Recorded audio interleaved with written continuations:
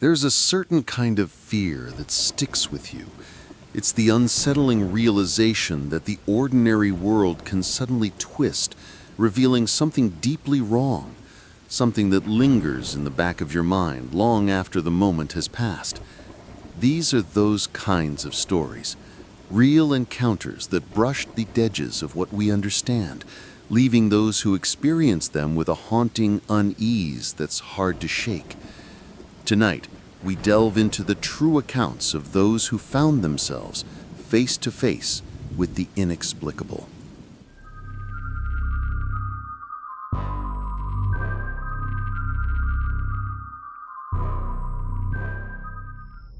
It was late, maybe 1 or 2 in the morning.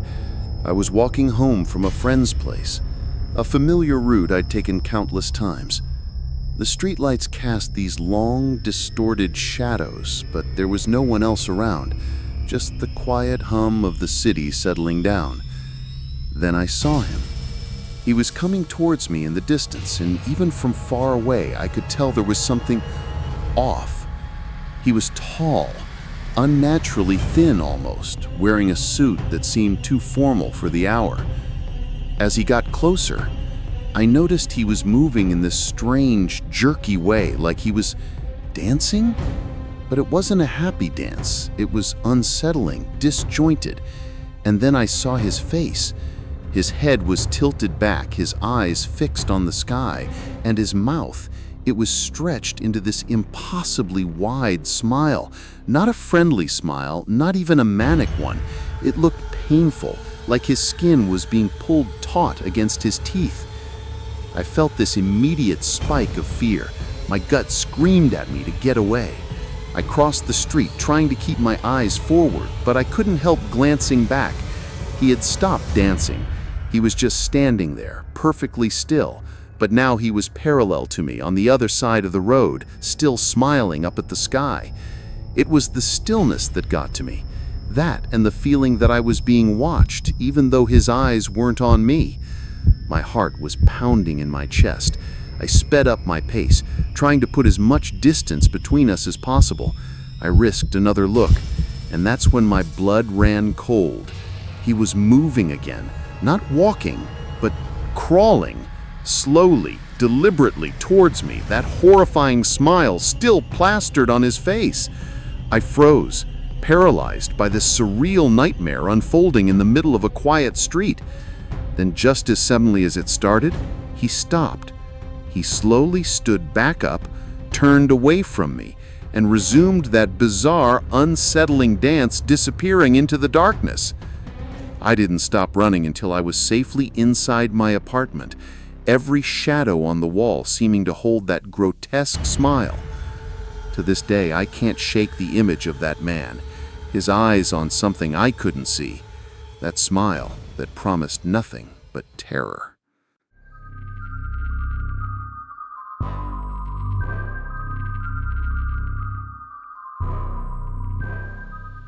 Working in a hospital, you get used to a lot of things.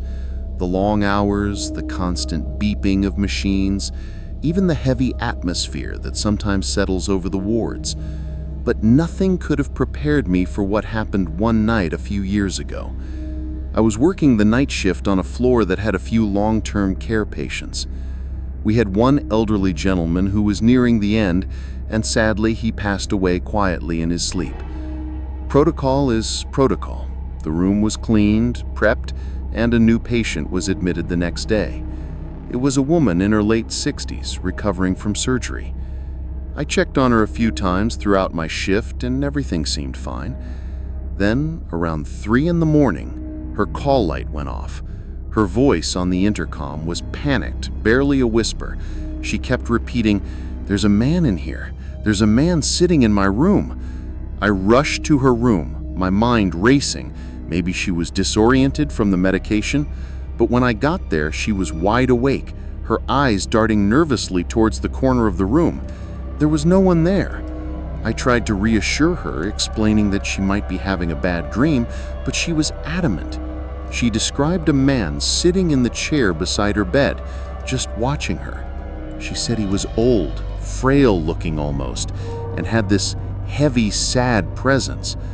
What made my blood run cold was her description. It matched the patient who had passed away in that very room just the day before. I tried to stay calm, checked her vitals, made sure she was physically okay, but her terror felt so real. We moved her to a different room for the rest of the night. Even now, years later, I sometimes think about that night. What did she see? Was it just a trick of the mind, or was there something else lingering in that room? I've heard stories from other nurses over the years, whispers about certain rooms, certain times of night. It makes you wonder what unseen things might be happening around us, even in a place as clinical as a hospital.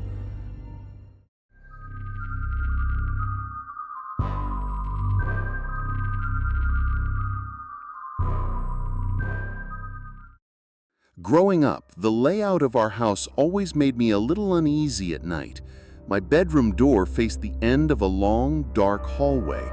When I was a kid, I had this habit of lying in bed, staring out into that hallway, even though it was usually pitch black. That's when it started. At first, it was just a feeling, a sense of something moving at the far end of the hall. Then I started to see it, a shadow. Not a defined figure, just a darker patch in the darkness. But it seemed to be moving, slowly, incredibly slowly. It would drift towards my room. And as it got closer, I started to make out a shape within the shadow, something long and thin in its hand. A knife. The terror was overwhelming, but I couldn't move. I was completely frozen, my body refusing to respond. I would lie there, eyes wide with fear, watching this shadowy figure inch its way towards me, the glint of a blade almost visible in the gloom.